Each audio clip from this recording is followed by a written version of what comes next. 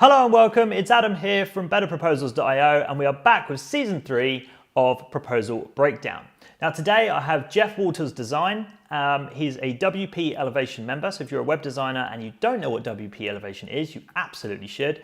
If you do, then you'll know that I'm about to review one of their templates. So, diving right in.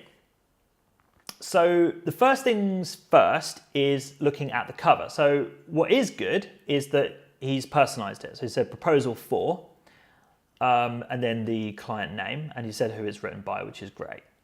There's no imagery on the cover, so immediately there's nothing really there. So it's not very difficult to go and use some decent stock imagery. Maybe some examples, get something knocked up that sort of looks cool and nice and vibrant and interesting and exciting. The cover designer in Better Proposals makes all of this stuff look super easy and simple anyway. So it's not very, very difficult to make something look good. So throwing any photo on the background cover will always look smart. Cool. So that said, going into the actual proposal itself. So I'll attack the design first. There's again no imagery in the proposal at all, which when there's 8 pages on it, there's lots of text and it's quite difficult to get through it when there's nothing really to sort of break it up and make it more engaging and interesting. So in the same way that you'd use like a divider or a space or a new page or something like that to break something up, or I don't know, a gap, imagery does the same thing. So images are a really, really, really simple way of taking something at a certain level and kicking up several gears with really very little effort at all. So I feel like in every single episode I'm talking about Pexels and Unsplash, but they're free and they've got quality photos on there that you can just use. So just go and raid these sites and just download these things and just get a nice decent library of cool sort of abstract photos that don't say too much but sort of are slightly relevant and sort of tell a little bit of a story about the kind of page that you're on, and you'll be absolutely away. So next thing is colors. So Jeff's logo is just straight black. It's just a black, two black fonts, sort of really nicely played out. But there's no color to indicate any particular brand color that he should have. So there's nothing that's wrong here. But what I would say is that the headers are just sort of random colors, which I think is cool, but I think there could probably be a little bit more consistency there. So I'd probably go through this and just sort of pick a color, like, okay, if we're going to use blue, let's use the same blue throughout, or the same blue for the headers, and then, break it up in different ways. So that's that. The structure is absolutely brilliant here. It's the WP Elevation template, which if you're lucky enough to stumble across an ad from WP Elevation on Facebook or something like that, do click on it and get hold of their template, because not only is it built into the Better Proposals template marketplace, but it's, other than the stuff that we've created, because obviously we're incredibly biased and think our own stuff is great, it's the best layout and structure of a proposal template that I've seen anywhere. So it works, it brings in an awful lot of money when used correctly, and it works straight out the gate. So if you are selling websites, you're a WordPress consultant, anything like that, do give that template a look, because it's just going to save you so much time. So super quick whizzing through this, because the content is almost untouchable. I can't fault it in any way because it's quite clearly proven its worth. But the snapshot is absolutely brilliant. It goes through and links the conversations that have happened prior to the proposal being written, and it makes it personalized and relevant.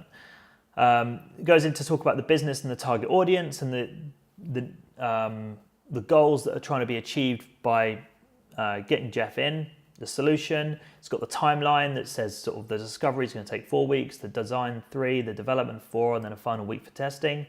All very, very clear. And we've got investment. Now, the only major issue I really have with this proposal is the amount of information that is in this pricing table and what's written in it.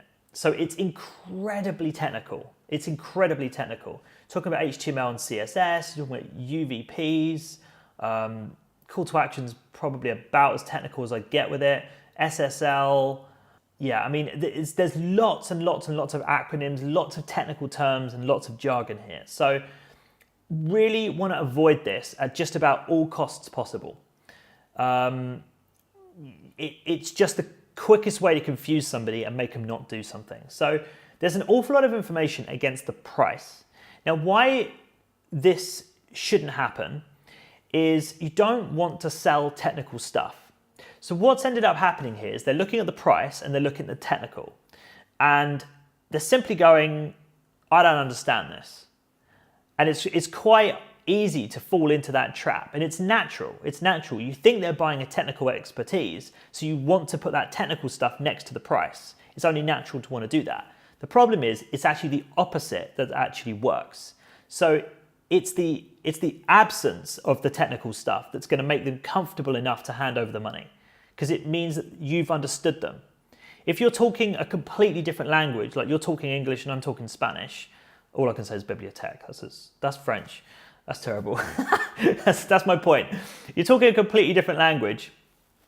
You can't communicate. You just can't. You have to use another language or find some other way to communicate with each other. So if they don't understand technical stuff and you're talking in technical, there's absolutely no way that's going to get through. So really try and bear that in mind. Try and keep the technical stuff out of your proposal. And if you do use it, use the which means that trick, which is say the technical thing, put which means that, and then simply answer the question you've just created for yourself, and then put that bit instead.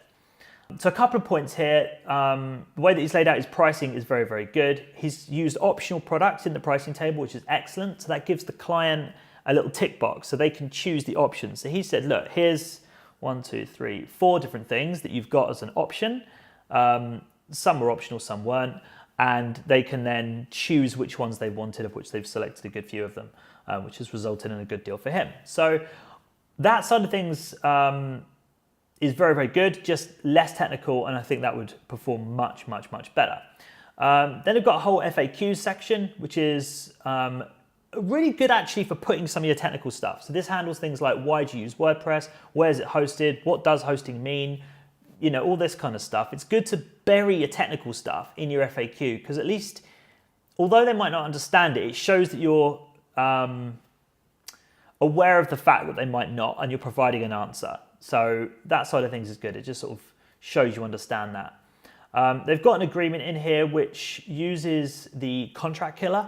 So I'm not sure if anybody's got anything particularly against the contract killer. I don't know how well it holds up in court, because there aren't much in the way of legal terms, but generally speaking, with stuff like this, it's the specification and the list of things you're actually going to do that's going to be arbitrated with, if that's even a phrase, or argued over, if you like, rather than the actual details of the terms anyway. So the contract killer is probably a really good catch-all if you're in the creative space.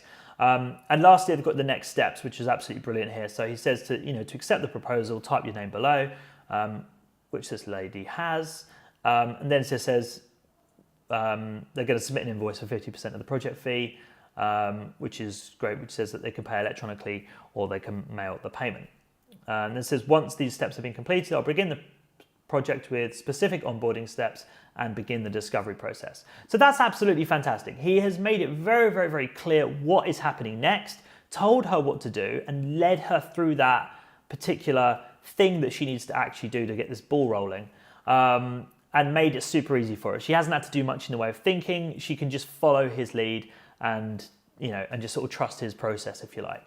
The only thing he could have perhaps done here is integrate some payment processor like Stripe or PayPal or Go Cardless or something like that in with the proposal, and actually had her pay the deposit immediately after signing the proposal, which you can do with better proposals. So that's my review of Jeff Walters' proposal. I hope you picked up something from that and you have enjoyed this episode.